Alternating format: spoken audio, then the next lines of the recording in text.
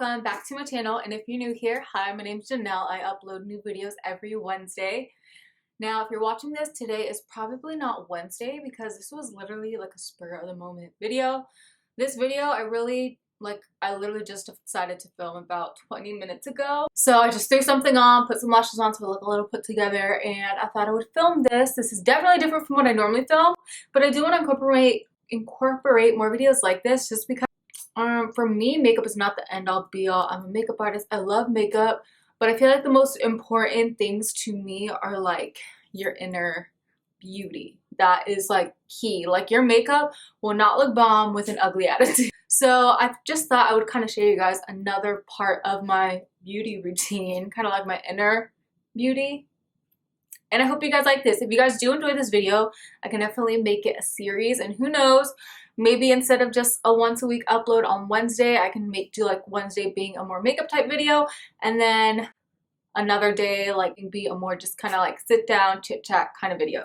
So let's get right in. So I literally was just like sitting on my couch, and then I don't know where this idea came from. I don't know if it was like God just putting on my heart to speak about it. So I just wrote some stuff down, and that's what we're going to talk about in this video.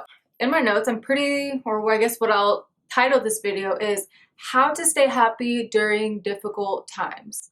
Now, that's like a very broad statement. When I talk about how to stay happy during difficult times, it could be something as like tragic as a death that you could incorporate into your day-to-day life to help it get better. I do think that when you're dealing with something very serious, it is important to mourn, and you don't want to just push it aside and be happy. But I think that if you just start implementing this in your day-to-day life, it can help you move forward.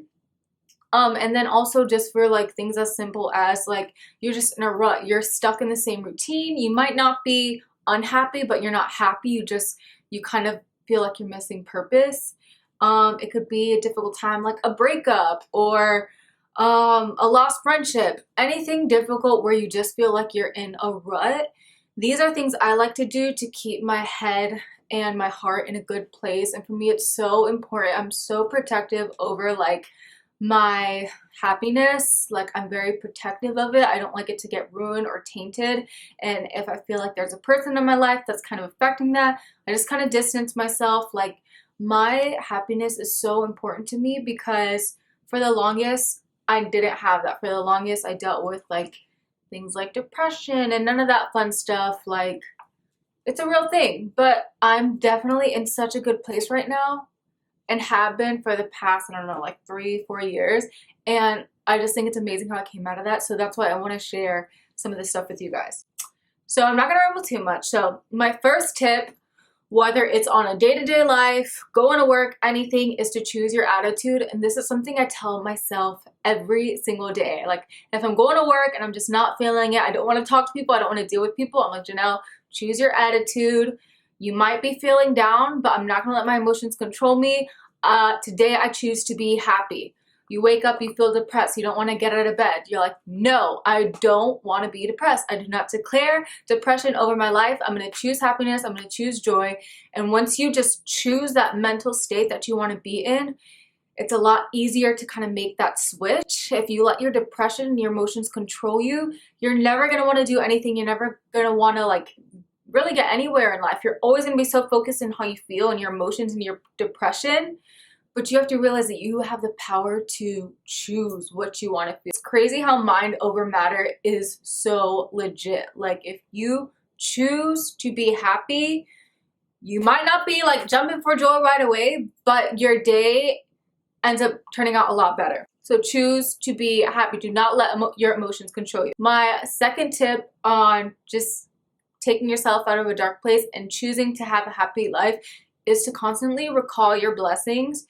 There are so many days, even lately, where I just kind of feel like I'm like in a rut. I'm like, what am I doing with my life? I start recalling all the things that God has done in my life and just how far I've come internally and physically, mentally, emotionally, all of that. And I'm like, damn, I'm actually probably shouldn't curse. But I'm like, dang, I'm really proud of myself. Like, I have accomplished so much. Mental accomplishments, why can't I talk? Mental accomplishments are huge, so be proud of that.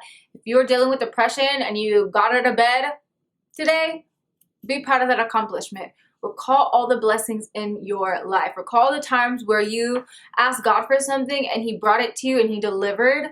Always remember those, and it'll help you get through anything. I'll look back at times where I remember God doing the impossible in my life, and I'm like, wow, I am so happy. Like, thank God for doing that. And it just kind of helps me get through the rut or the funk that I may be in. Next tip is something like, if you're waiting for something, if there's something you want changed in your life or a person that you want healed in your life, and you are praying for that person and you are thinking of that person, my biggest tip for you is to pray and not worry.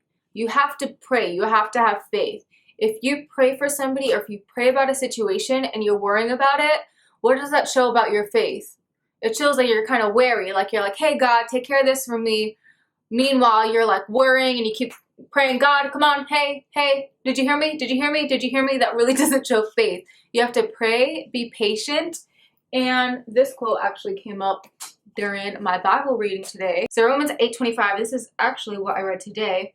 It said, but if we hope for what we do not see, we wait eagerly for it with patience and composure. Worrying isn't going to change anything. If you have hope for what you don't see, wait patiently, and that's when you see God come through in your life and you see kind of deliverance in any aspect. And I've noticed that for so many things in my life, the second that I was like, all right, I'm worrying too much, I'm stressing about this too much, like, God, take this issue, I don't want it anymore, like, I'm gonna let you deal with it, I trust in you, that's when I start seeing a difference. So don't worry, don't be anxious. Wait with patience and composure, and I feel like that's key when you want to see deliverance in so many aspects of your life. Another thing I wrote down, and I feel like this is huge, especially in the day and age that we are, and I think I touched on this in one of my previous videos where I kind of sat down and talked like this, and that is to not compare yourself to others. If you are down in a rut and you are sitting there on Instagram or social media and you're constantly comparing yourself to what this person is doing and that person is doing, you're just going to stay miserable and unhappy. And if you find yourself looking at other people's lives and feeling less than or feeling some type of way or throwing shade at them, ask yourself, why am I feeling this way? Why am I feeling so bitter? Get to the root of why you're comparing yourself to them. I think that this is so important because everybody's story is different. Everybody's timeline is different. And I know we hear this all the time, but I feel like a lot of times we still tend to forget. Somebody else's success isn't going to change your success. Like, God's plan for that person is not going to affect what He wants to do for you. So don't worry about them. Be happy for them and focus on you. Don't compare, because they might be successful in this area and not be successful in what you will succeed in, and vice versa. So just don't compare yourselves to others. And if you do have a strong issue with this, I definitely recommend taking a step back, staying off of social media for a little bit, staying off of YouTube for a little bit, staying off of all of that, because if you are just a person that tends to do that, I would recommend steering clear until your mind is in a state to where you're not going to compare yourself and feel less than other people. So those are about 4 random tips that I just thought of off the top of my head. There are a bunch more,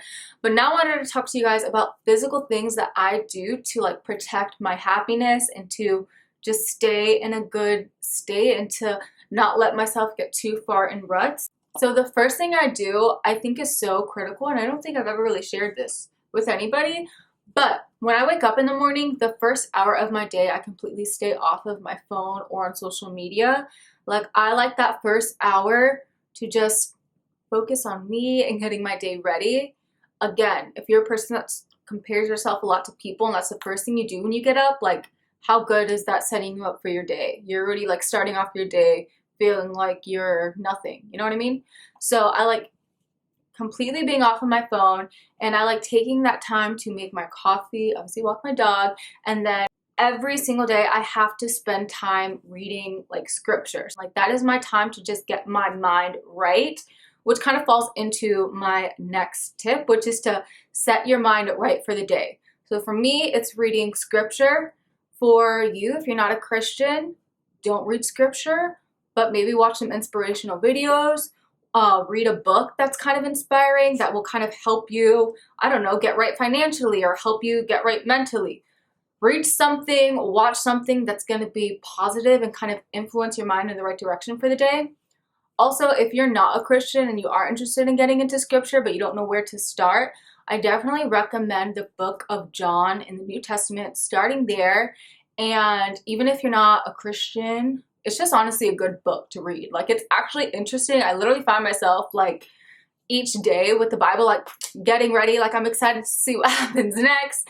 So I just think it's a great place to start, and ever since I started there, I've been like hooked, and I've been on my like daily readings just because I'm so interested in like what's going to happen next and so on. Now, it is important to prioritize this time. So for me, if I wake up late or if I have something to do, I will sacrifice my hair and makeup just to make sure that my mind is right for the day. So I will, instead of taking 30 minutes to an hour beating my face for work, I'm gonna break it down to 15 minutes if I have to, just to make sure I have that time to just mentally get right, drink my coffee, read my scripture, and get mentally prepared for the day.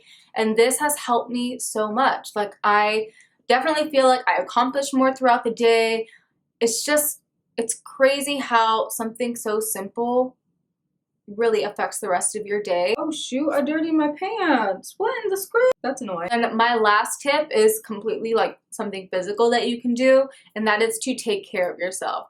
Now, this doesn't mean like taking on a bunch of makeup. When I mean taking care of yourself, it's pretty much just acknowledging the fact that the body is your temple and you want to love it and take care of it. Take care of your skin. Start a good skincare routine. You don't have to drop hundreds of dollars on new skincare. You can use affordable skincare, but just taking that time to properly take care of your skin, moisturize your body, moisturize your face, taking care of your hair, brushing your hair, putting on a outfit that's put together. It doesn't mean you have to go out in heels and the nicest outfit you can find, but just keeping yourself put together really can change how you feel. It's kind of like the look good, feel good method. And self-care is so important. Invest in just taking care of yourself.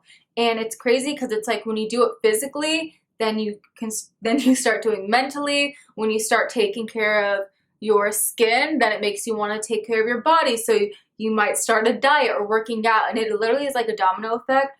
But I find that just by taking that time to take care of your skin, hair, all of that, like, it really does, at least for me personally, affects me as a whole, and it makes me to put more of an emphasis of taking care of my mental health, my physical health, all of that. It all kind of just falls under that umbrella. So definitely something I'd recommend. All right, so that wraps it up for this random video. I hope that this wasn't too rambly, and I really hope that you guys enjoyed it and were able to take some tips and tricks from here. I don't know if there's any tricks, but there's some tips.